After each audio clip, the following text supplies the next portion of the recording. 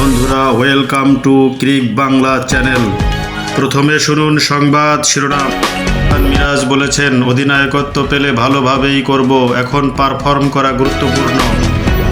উদীয়মান ক্রীড়াবিদের পুরস্কার পেয়ে যা বললেন নাহিদ রানা। এবারে শুনুন বিস্তারিত। চলতি বছরের জানুয়ারিতে টি-20 ক্রিকেটের নেতৃত্ব ছাড়লেও বাকি দুই ফরম্যাটে বাংলাদেশের অধিনায়ক নাজমুল হোসেন শান্ত। মাঝে তার সেই দুটি ফরম্যাটেও নেতৃত্ব ছাড়ার গুঞ্জন উঠেছিল।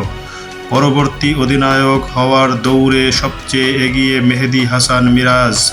তিনি নিজেও দায়িত্ব পেলে তা যথাযথভাবে কাজে লাগাতে চান। যদিও শান্ত নেতৃত্বে থাকা অবস্থায় তাকে পূর্ণ সমর্থন দেওয়ার কথা বলেছেন এই অলরাউন্ডার। বাংলাদেশ ক্রীড়া লেখক সমিতির দেওয়া বর্ষসেরা ক্রীড়াবিদের পুরস্কার জিতেছেন মিরাজ। ওই অনুষ্ঠানে অধিনায়কত্ব প্রসঙ্গে টাইগার তারকা বলেন, বাংলাদেশের সর্বশেষ সিরিজে অধিনায়কত্ব করার সুযোগ পেয়েছিলাম, আমি করেছি। সাম্প্রতিক সময়ে বিপিএলেও অধিনায়কত্ব করেছি। শান্ত না থাকায় জাতীয় দলের ওয়ানডে এবং টেস্টেও অধিনায়কত্ব করা হয়েছে।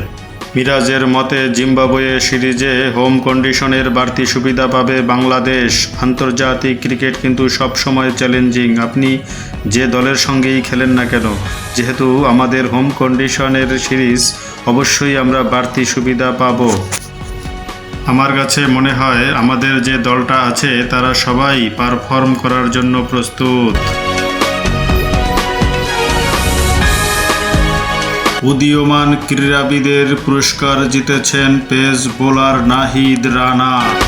পপুলার চয়েস অ্যাওয়ার্ডে বাংলাদেশ জাতীয় দলের এই তারকা অলরাউন্ডার ও পেস সেনসেশন নাহিদকে পেছনে ফেলে পুরস্কার জিতেছেন জাতীয় নারী ফুটবল দলের মিডফিল্ডার ঋতুপর্ণা চাকমা। দর্শকদের ভোটে তিনি এই পুরস্কার জিতেছেন। গণমাধ্যমের মুখোমুখি হয়ে রানা বলেন, পুরস্কার নয়, আমি সবসময় দেশের জন্য চিন্তা করি, দেশের জন্য খেলি। সেই হিসেবে পুরস্কারের জন্য আমার অতটা চিন্তা থাকে না। চিন্তা থাকে যে দেশের জন্য কিভাবে ভালো করা যায়। তথ্যসূত্র ঢাকা পোস্ট, 12/4/2025। বন্ধুরা, ভিডিওটি ভালো লাগলে লাইক, কমেন্ট এবং সাবস্ক্রাইব করতে ভুলবেন না। ধন্যবাদ।